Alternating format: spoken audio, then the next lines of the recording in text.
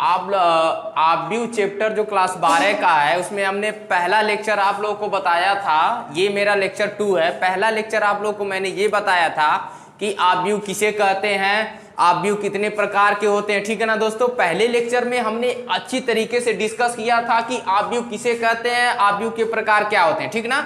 आज हम लोग डिस्कस करेंगे यूपी बोर्ड एनसीईआरटी पैटर्न की जो बुक है उसका आव्यूह चैप्टर का एक्सरसाइज नंबर 1 यानी एक्सरसाइज 3.1 के जितने क्वेश्चन है हम सबको इजीली एक एक करके सॉल्व करते हुए देखेंगे कि कैसे क्या होता है, ठीक है ना दोस्तों। ठीक, तो देखिए अब जरा आव्यूह मैट्रिक्स जिसको कहते हैं और मेरा क्या है लेक्चर नंबर 2 है, ठीक है ना दोस्तों। तो इसमें हम देखेंगे एक्सरसाइज 3.1 का जो पहला क्वेश्चन है। पहला क्वेश्चन क्या है, लिखा है आव्यूह ए इक्वल टू, ये दिया हुआ ठीक ना, के लिए ज्ञात कीजिए। क्या ज्ञात करना है, ठीक है ना। तो देखिए पहला इसमें ज्ञात करना है आव्यूह की कोटि, यानी जो ये हमारा आव्यूह दिया गया है उसी का क्या ज्ञात करना है कि कोटि, ठीक ना। पहले लेक्चर में हम आप लोग को ये भी बताए थे कि आव्यूह की कोटि कैसे ज्ञात किया जाता है, ठीक ना। तो आव्यूह की कोटि कैसे ज्ञात किया जाता है, हम क्या करते थे, कोई दिया गया जो आव्यूह है उसकी पहले पंक्तियों की संख्या काउंट करते हैं, ठीक, उसके बाद स्तंभों की संख्या काउंट करते हैं, फिर दोनों का मल्टीप्लाई कर देते हैं, वही हमारा क्या होता है आव्यूह की कोटि होती है, ठीक है ना दोस्तों। दूसरा हमको निकालना है अवयवों की संख्या। अवयव क्या है कि आव्यूह में हमारे कितने नंबर हैं, यानी नंबर ऑफ सम, यानी कितने नंबर है वही हमारा क्या बताता है अवयवों की संख्या बताता है, ठीक। और थर्ड हमको निकालना है अवयव 1 3 2 1 3 3 2 4 2 3 एंड सो ऑन, मतलब इन सब सारे जो हैं इस आव्यूह के कौन कौन अवयव हैं उसी को हमको क्या करना है यहाँ डिफाइन करना है, नहीं लिखना है, ठीक ना। तो पहले हम लोग देखते हैं कि आव्यूह की कोटि, ठीक है ना दोस्तों, आव्यूह की कोटि, ठीक। तो हमने बताया था कि सबसे पहले पंक्ति को काउंट करेंगे। कितना पंक्ति है, 1 2 3, कितना पंक्ति है, 3 पंक्ति है। 3 इंटू कितना स्तंभ है, 1 2 3 4, कितना स्तंभ है, 4, यानी आव्यूहों की कोटि कितना हो गया, 3 गुणे 4, ठीक। अब उसके बाद हम देखते हैं अवयवों की संख्या, ठीक है ना दोस्तों, अवयवों की संख्या यानी आव्यूह में कितने अवयव हैं, ठीक ना। तो काउंट करो 1 2 3 4 5 6 7 8 9 10 11 12, कितना है दोस्तों, 12 अवयव हैं। ये नहीं समझ में आ रहा है तो जो हमारा कोटि होता है उसी को क्या करते हैं, उसी का मल्टीप्लाई कर देते हैं, यानी उसी का गुणा कर देते हैं, वही हमारा क्या निकल जाता है, कोटि निकल जाता है, ठीक है। अब देखो थर्ड हमको निकालना है अवयव 1 3 2 1 3 3 2 4 2 3, ठीक है ना, ये फाइंड करना है।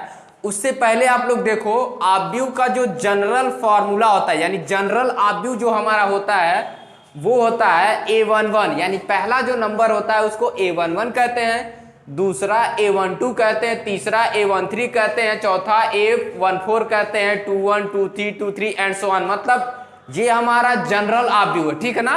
अब जरा इससे और इससे हम लोग क्या करेंगे, कंपेयर कराएंगे, इससे आप लोग क्या कराओगे, तुलना कराओगे, ठीक है ना।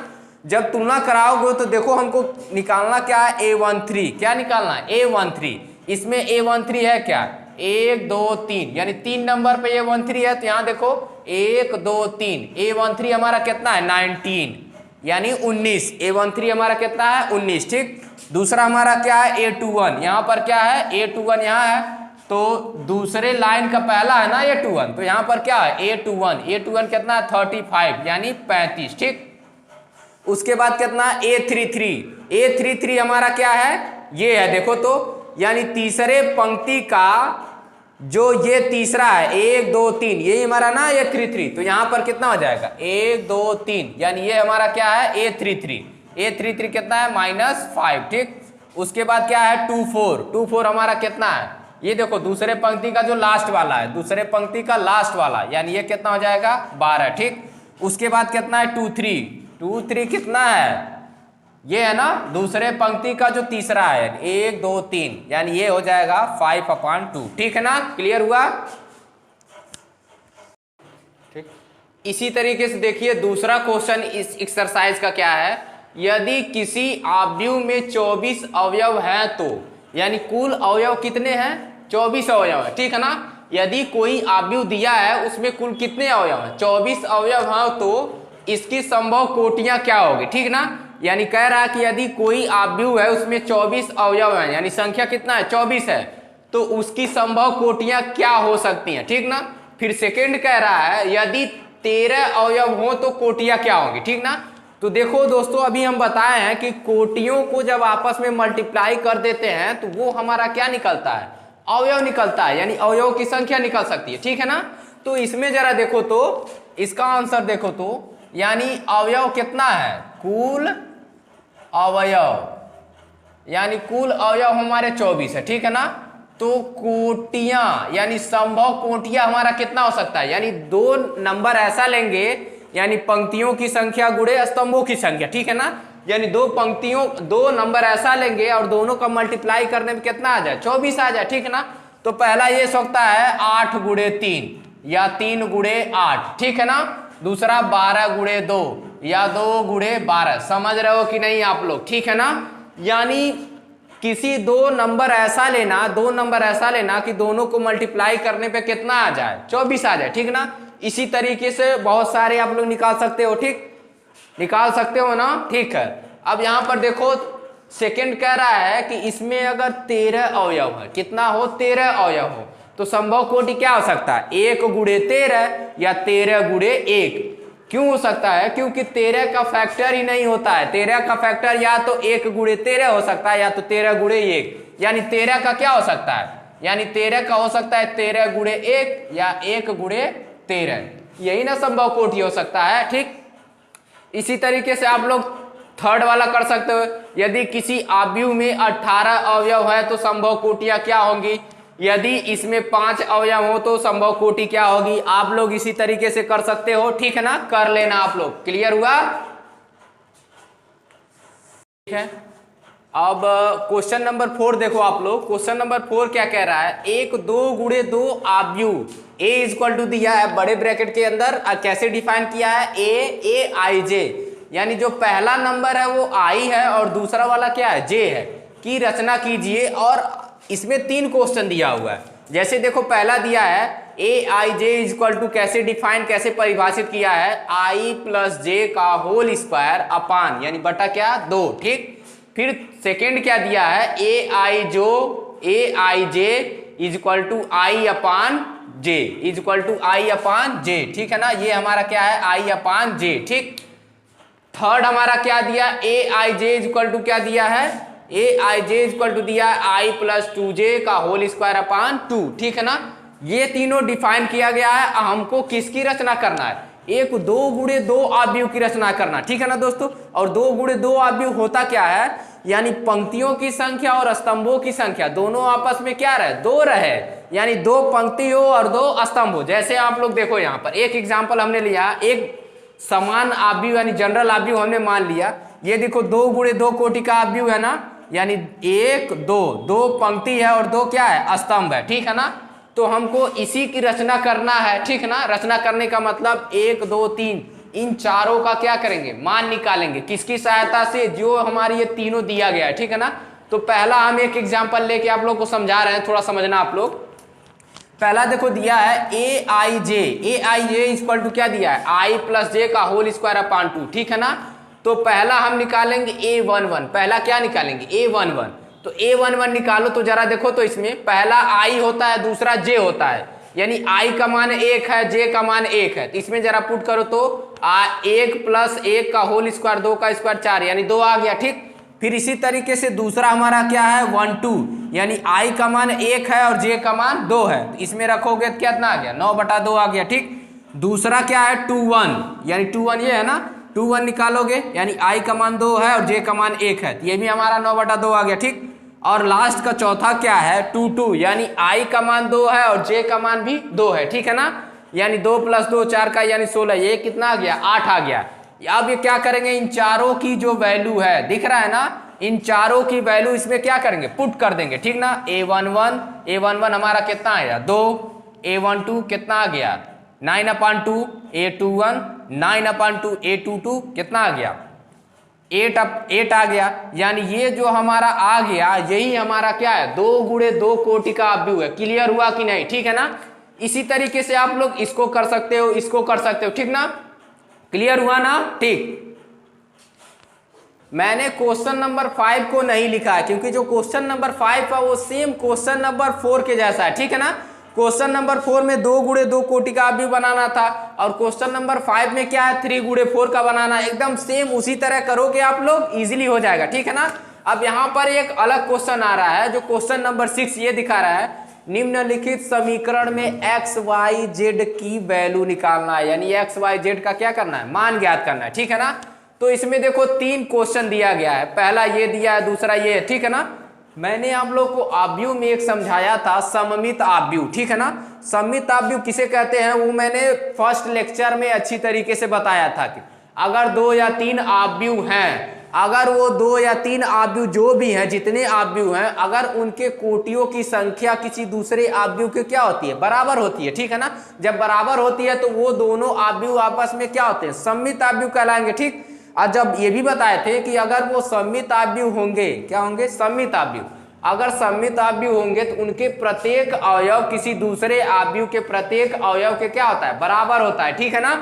तो वही चीज यहां भी है, देखो तो जरा इसको, ये 2 पंक्ति और 2 स्तंभ, यानी 2 गुणे 2 कोटि का अवयव ये भी है, ठीक। इसको जरा देखो तो 2 पंक्ति और 2 स्तंभ है, ये भी 2 गुणे 2 कोटि का अवयव है, यानी ये दोनों आपस में क्या है, सममित आव्यूह है। जब सममित आव्यूह है तो इसका प्रत्येक अवयव किसी दूसरे आव्यूह के प्रत्येक अवयव के क्या होता है, बराबर होता है, ठीक। तो हमको एक्स वाई जेड का मान निकालना, ठीक। तो देखो तो दूसरे पंक्ति का जो पहला है वो एक्स है, यहाँ भी क्या 1 है, यानी एक्स इक्वल टू क्या हो जाएगा 1, क्लियर हुआ। दूसरे पहले पंक्ति का पहला अवयव 4 है, इसमें क्या y, यानी y इक्वल टू कितना हो गया 4, ठीक। इसमें देखो तो जरा ये 3 है तो ये हमारा z है, z इक्वल टू क्या हो जाएगा 3, क्लियर हुआ कि नहीं आप लोगों को, ठीक है ना। अब जरा देखना दूसरे में क्या है, ये भी 2 गुणे 2 कोटि का अवयव है, तो दूसरे में जरा देखो तो x plus y equal to कितना दिया, यानी x plus y equal to 6, equation 1 हो जाएगा, ठीक।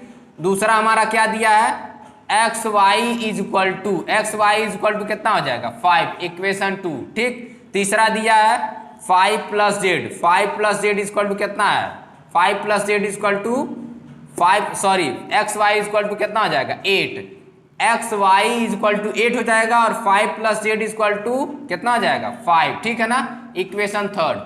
आप लोग देखो 3 इक्वेशन बना है, ठीक ना। 3 इक्वेशन से आप लोग इजीली एक्स वाई जेड की वैल्यू निकाल सकते हैं। इसमें क्या करना, इसमें से चाहे x की चाहे y की वैल्यू निकाल के इसमें रखना, फिर निकलेगा ये लिखना, इसमें से तो 5 कैंसिल हो गया, यानी z की वैल्यू क्या आ गई 0, इसमें तो इजीली दिख रहा है z की वैल्यू 0 आ गई, ठीक है ना। यानी इन दोनों से x y की वैल्यू यानी प्रतिस्थापन विधि से आप लोग इजीली इसको निकाल सकते हो, क्लियर हुआ कि नहीं, ठीक है ना।